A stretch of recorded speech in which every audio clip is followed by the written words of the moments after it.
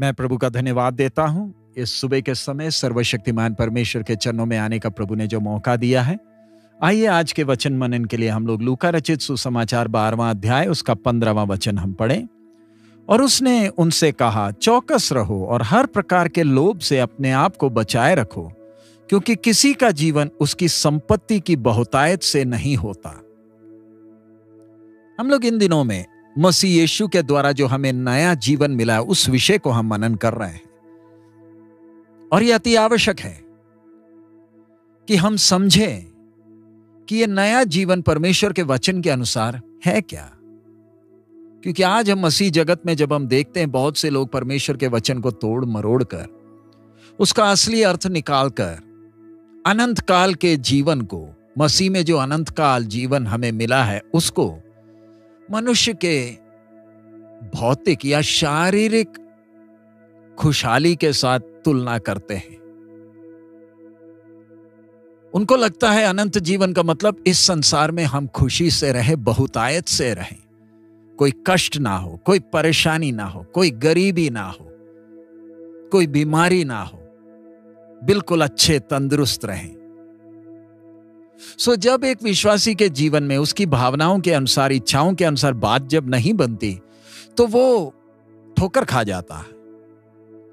उद्धार के काम को तो वो कुछ समझता ही नहीं। कई विश्वासियों के लिए क्रूस तो बेकार है, उनके लिए कोई मायने नहीं रखता। क्रूस सिर्फ एक चिन्ह के तौर पर उसको देखते हैं कि हां, यीशु उस पर मरा था ताकि मैं खुशी से रहूं। स्वर्ग ने जो कीमत चुकाई हमें पाप के बंधन से छुड़ाने के लिए, उसकी तो कोई कदर ही नहीं। इनके लिए मसीह में जीवन बिताना एक कल्पना है। लेकिन यहां पर प्रभु यीशु मसीह कितने स्पष्ट तौर पर कहते हैं, किसी का जीवन उसकी संपत्ति की बहुतायत से नहीं होती है। उसका मतलब परमेश्वर के नजर में बेशक एक इंसान के पास कितनी भी संपत्ति हो, चाहे उसने प्रार्थना के द्वारा, भक्ति के द्वारा या कठिन मेहनत के द्वारा कमाई हो, वो कुछ नहीं है। परमेश्वर का वचन कई बार हमें कठोर लगेगा, लेकिन जीवन का यथार्थ हमारे सामने स्पष्ट करता है।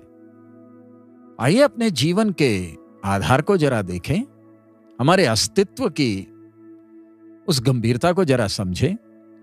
हम इस संसार में खाली हाथ आए थे, कुछ नहीं लेकर आए थे।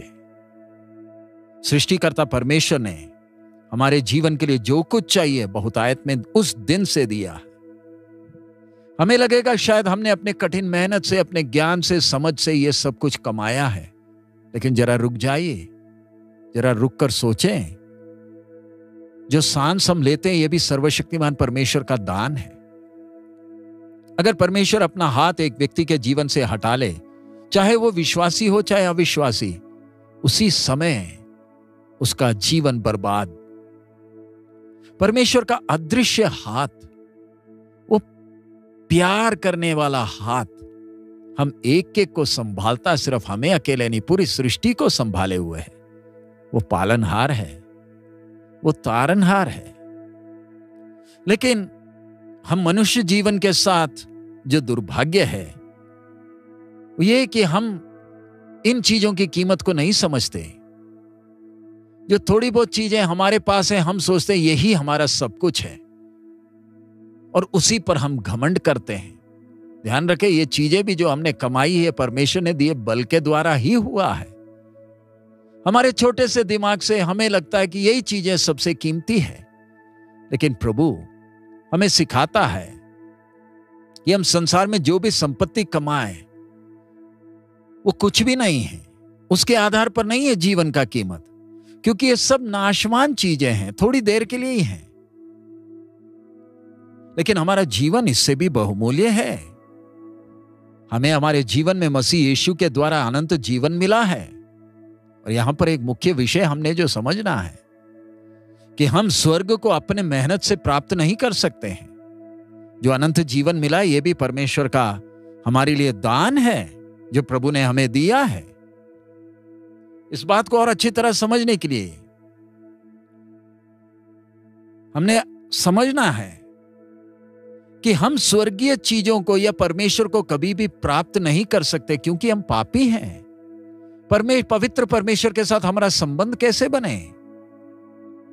लेकिन जब नए जन्म के द्वारा उद्धार का अनुभव प्राप्त होता है, जब हमने मसीह यीशु को अपना उद्धारकर्ता स्वीकार किया, प्रभु को अपने जीवन का प्रभुत्व सौंप दिया, और वो भी स्व इच्छा से, और हमारा जीवन का स्वामी जब प्रभु यीशु बन जाता है, तो हम परमेश्वर के संपत्ति बन जाते हैं। उसका मतलब हम आगे को अपने नहीं हैं। वचन साफ साफ कहता है हमें दाम देकर खरीदा गया है। हम स्वर्गीय परमेश्वर की संपत्ति हैं। हमें परमेश्वर ने रचा है, भारी कीमत देकर हमारा छुटकारा किया, और परमेश्वर का महान प्रेम ने हमें अपना पुत्र बनाया, परमेश्वर का वारिस बनाया। और यह ऐसा पदवी है जो एक पापी कभी सोच भी नहीं सकता था। क्या हम देख सकते हैं कि परमेश्वर का संतान कितना बहुमूल्य है परमेश्वर की नजरों में? हमारे पास जो कुछ है वो सब प्रभु का दिया हुआ है। आत्मिक आशीषें, जो अधिकार हमें मिला है, ये सब मसीह में हम बने रहेंगे तो ही संभव है। सो एक परमेश्वर के संतान के लिए सबसे कीमती चीज क्या है? उसने मसीह में बने रहना है। कई बार हम संसार की चीजों के साथ लिपट जाते हैं, यहां तक हमारा परमेश्वर के साथ संबंध दूर जाकर हम संसार की चीजों के साथ ज्यादा संबंध रखते हैं और हम उससे तृप्त हो जाते हैं। लेकिन जैसे जैसे प्रभु हमें काम करता है, प्रभु चाहता है कि हम मसीह यीशु में जो जीवन मिला है उसकी कीमत को समझे।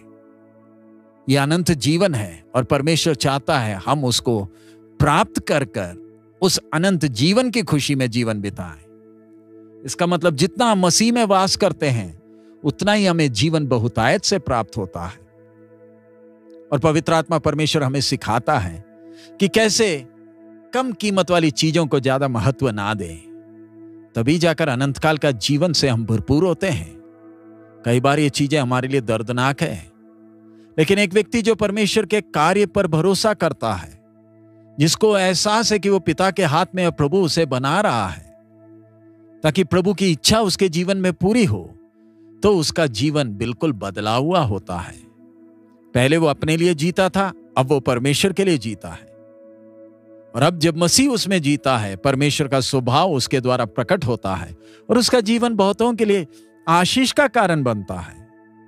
तब जाकर हमारा जीवन में अर्थात जीवन अर्थमय होता है और स्वर्गीय पिता हमारे विषय में गर्व करता है। सो इन दिनों में आइए हम मसीह के साथ अपने संबंध को ज्यादा महत्व दें। हमारे जीवन की सबसे बड़ी संपत्ति हमारा मसीह के साथ का संबंध है। आइए परमेश्वर को आजादी से हमारे जीवन में कार्य करने दें ताकि हम इस संसार में हमारा दौड़ पूरे होने के पहले हम उस सिद्धता को प्राप्त कर सकें। आइए हम प्रार्थना करें। हमारे अनुग्रहकारी दयालु पिता, हम आपका धन्यवाद देते इस समय के लिए, आपके वचन के लिए। जीवन के यथार्थ को बेशक प्रभु हमें अच्छा नहीं लगता, कड़वा लगता है, तो भी आप हमसे प्यार करते हैं, इसलिए असलियत को हमसे बताकर दे रहे हैं। संसार में हमने कितना भी कुछ कमाया हो प्रभु, वो कुछ भी नहीं है, सब छोड़कर जाना है, सब नाशवान है। प्रभु आपके साथ के संबंध को ज्यादा महत्व देते हुए आप में बने रहने के लिए हम एक एक को मदद करें। प्रभु आपके साथ के संबंध को ज्यादा महत्व देने में हमें मदद करें। सब महिमा आप ही को देते हैं, यीशु मसीह के मधुर नाम से हम मांगते हैं, आमीन। प्रभु हम सबको बहुत आयत में आशीष दे। हमारा प्रभु अति शीघ्र आ रहा है।